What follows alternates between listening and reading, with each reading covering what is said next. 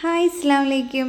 അപ്പോൾ ഇന്ന് എൻ്റെ വീട്ടിലുള്ള ഒരു ഫ്രൂട്ടാണ്. അപ്പോൾ ഇത് എങ്ങനെയാണ് വളർത്തേണ്ടത്, എന്തെല്ലാം കാര്യങ്ങളാണ് ശ്രദ്ധിക്കേണ്ടതെന്നെല്ലാം ഞാൻ ഡീറ്റെയിൽഡ് ആയിട്ട് പറയുന്നുണ്ട്. അപ്പോൾ വീഡിയോസ് എല്ലാവരും അവസാനം വരെ കാണാം. സബ്സ്ക്രൈബ് ചെയ്യാത്ത ആൾക്കാരാണ് വെച്ചാൽ എല്ലാവരും ഒന്ന് സബ്സ്ക്രൈബ് ചെയ്യാൻ സപ്പോർട്ട് ചെയ്യാൻ ഒന്നും മറക്കരുത് കേട്ടോ. അപ്പോൾ ഇത് നമുക്ക് ബേർ ആപ്പിൾ അല്ലെങ്കിൽ എലന്തപ്പഴം അല്ലെങ്കിൽ നമ്മൾ ചൈനീസ് ഡേറ്റ്സ് എന്നൊക്കെ അറിയാറുണ്ട്. അപ്പോൾ ഇതിൻ്റെ ജന്മദേശം വരുന്നത് ചൈനയിലാണ് കേട്ടോ. അപ്പോൾ ഇതിൻ്റെ ഒരുപാട് ഗുണങ്ങളും അതുപോലെ തന്നെ ഇത് എന്തൊക്കെ കാര്യങ്ങളാണ് ശ്രദ്ധിക്കേണ്ടത്, നമുക്ക് വീട്ടിൽ തന്നെ എളുപ്പത്തിൽ നട്ട് നടത്താനും ഒരുപാട് പരിചരണം ഒന്നും ആവശ്യമില്ലാത്ത ഒരു ചെടിയാണിത്. അപ്പോൾ ഇതിന് ഒരുപാട് പരിചരണങ്ങളോ അങ്ങനെ ആവശ്യങ്ങളോ ഒന്നുമില്ല. വളരെ കുറച്ച് കാര്യങ്ങൾ ശ്രദ്ധിക്കുകയാണ് വെച്ചാൽ നമുക്ക് ഇതുപോലെ ഒരുപാട് ഫ്രൂട്ട് നമുക്ക് വീട്ടിൽ തന്നെ ഉണ്ടാക്കിയെടുക്കാവുന്നതേ ഉള്ളൂ. അപ്പം നമ്മുടെ ക്ലൈമറ്റിൽ ഉണ്ടാവാൻ പറ്റിയ നല്ലൊരു ഫ്രൂട്ട്സ് ആണ് കേട്ടോ അത്.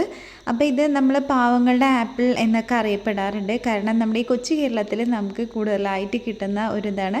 നമ്മുടെ ആപ്പിളൊക്കെ വളരെ കുറച്ച് ബുദ്ധിമുട്ടാണ്.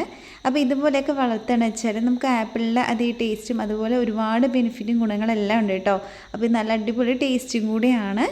അപ്പോൾ എല്ലാവരും ഇത് വീട്ടിൽ വെക്കാൻ ശ്രദ്ധിക്കുക കേട്ടോ. അപ്പോൾ അതിന് വേണ്ടി എന്തൊക്കെ കാര്യങ്ങളാണ് ചെയ്യേണ്ടതെന്നൊക്കെ ഞാനൊരു ഡീറ്റെയിൽ ആയിട്ട് പറയുന്നുണ്ട്. അപ്പോൾ ഇത് കൂടുതലായിട്ട് നമുക്ക് കിട്ടുന്നത് ഒക്ടോബർ, നവംബർ, ഡിസംബർ മാസങ്ങളിലാണ് നമുക്കിതിൻ്റെ കായ്ഫലങ്ങൾ കിട്ടുക. അപ്പം ഞാൻ അതിനായിട്ട് ഉപയോഗിക്കുന്നത് ജൈവവളമാണ് കേട്ടോ. അപ്പോൾ ഞാനിത് എങ്ങനെയാണ് ചെയ്തിരിക്കുന്നതിനുള്ള വീഡിയോ ഞാൻ ഡീറ്റെയിൽ ആയിട്ട് ആഡ് ചെയ്തിട്ടുണ്ട്. ഞാനത് ഡിസ്ക്രിപ്ഷനിൽ കൊടുക്കാം. അപ്പോൾ എല്ലാവരും ഒന്ന് അത് കയറി നോക്കാം.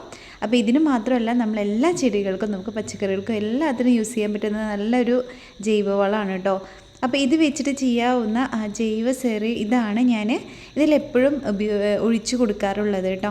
അപ്പോൾ ഇത് നമ്മൾ ഒരു ബക്കറ്റ് വെള്ളത്തിൽ കലക്കിയതിന് ശേഷം നമ്മൾ ഇതുപോലെ ചെടികളിലൊക്കെ ഒന്ന് തെളിച്ച് കൊടുക്കുകയാണ് വെച്ചാൽ നമ്മളെല്ലാ പൂവും കായ്ക്കാനും അതേപോലെ കീടങ്ങളൊന്നും വരാതിരിക്കാനും അങ്ങനെ ഒരുപാട് ഗുണങ്ങളുണ്ട്. അപ്പോൾ ഈ വീഡിയോസ് എല്ലാവരും തീർച്ചയായും ഒന്ന് പോയി കണ്ടു നോക്കുക. അപ്പോൾ ഞാൻ ഇതിൻ്റെ കൂടെ ആഡ് ചെയ്യുന്നില്ല, ഞാൻ ഡിസ്ക്രിപ്ഷനിൽ കൊടുക്കാവുന്നതാണ്. പിന്നെ അടുത്തതായിട്ട് നമുക്കിതിൽ പറയാനുള്ളത് വെച്ചാൽ ഇതിൽ ഒരുപാട് പൂക്കൾ വരാറുണ്ട്, പക്ഷെ അത് കായ് പിടിക്കുന്നില്ല എന്നുള്ള ഒരുപാട് പ്രശ്നങ്ങൾ കാണാറുണ്ട്. അപ്പോൾ അതിനായിട്ട് ഞാൻ ചെയ്തിരിക്കുന്നത് ഫിഷ് അമിനോ ആസിഡിൻ്റെ സ്പ്രേ ചെയ്ത് കൊടുക്കണം കേട്ടോ. അപ്പോൾ നമ്മൾ ആഴ്ചയിൽ 1-2 പ്രാവശ്യം ഒന്ന് സ്പ്രേ ചെയ്ത് കൊടുക്കുക. ഒരുപാട് പ്രശ്നങ്ങളൊക്കെ ഉള്ള ആഴ്ചയാണ് അങ്ങനെ ചെയ്യുക, അല്ലെങ്കിൽ ആഴ്ചയിൽ ഒരു തവണ സ്പ്രേ ചെയ്ത് കൊടുത്താലും മതിയാവും. അപ്പോൾ അങ്ങനെ ആകുമ്പോൾ നമുക്ക് എല്ലാ പൂക്കളും നന്നായിട്ട് കായ്ക്കാൻ തുടങ്ങും കേട്ടോ. പിന്നെ അതുപോലെ നമ്മൾ തൈ വെച്ച സമയത്ത് ആ ഒരു മാസം നമ്മൾ വളം ഒന്നും ചേർക്കേണ്ട ആവശ്യമില്ല. അതിന് ശേഷമാണ് നമ്മൾ ഈ ജൈവവളമൊക്കെ ചേർക്കേണ്ടത് വരുന്നത്. പിന്നെ അടുത്തതായിട്ട് നമ്മൾ ശ്രദ്ധിക്കാറുള്ളതെന്ന് വെച്ചാൽ വിബേറിയ 5 ml 1 ലിറ്റർ വെള്ളത്തിൽ കലക്കി സ്പ്രേ ചെയ്യുന്നതും ഇതുപോലെ കായ്കളൊക്കെ പിടിക്കാൻ ഏറ്റവും നല്ലതാണ്. അപ്പം നമ്മൾ അടുത്തുള്ള കൃഷിഭവനിലൊക്കെ പോയി ചോദിക്കുകയാണ് വെച്ചാൽ നമുക്കിതെല്ലാം കിട്ടും കേട്ടോ. ഇതേപോലെ എല്ലാ പൂക്കളും നന്നായിട്ട് കായ പിടിക്കാൻ നല്ലൊരു ഹെൽപ്ഫുള്ളാണ് കേട്ടോ. അപ്പോൾ ഇത് പിന്നെ അടുത്തതായിട്ട് നമ്മൾ ശ്രദ്ധിക്കേണ്ടത് ഇതിങ്ങനെ ഒരുപാട് കാട് പോലെ വളരാനൊരു ചാൻസ് കൂടുതലാണ്. അതുകൊണ്ട് തന്നെ നമ്മൾ കായ്ക്കുന്നതിന് മുൻപ് നന്നായിട്ടൊന്ന് കട്ട് ചെയ്ത് കൊടുക്കണം കേട്ടോ. എന്നാൽ മാത്രമേ നമുക്ക് പെട്ടെന്ന് ഒരുപാട് കായ്ഫലം കിട്ടുള്ളൂ. ഇതുപോലെ എല്ലാ പൂവിലും നന്നായിട്ട് തന്നെ കായ് പിടിച്ച് കിട്ടും. അപ്പോൾ അതിന് വേണ്ടിയിട്ട് നമ്മൾ കായ്ക്കുന്നതിന് മുമ്പായിട്ട് നന്നായിട്ടൊന്ന് കട്ട് ചെയ്ത് കൊടുക്കണം. കായ്ച്ചതിന് ശേഷം നമുക്ക് കട്ട് ചെയ്യേണ്ട ആവശ്യമില്ല.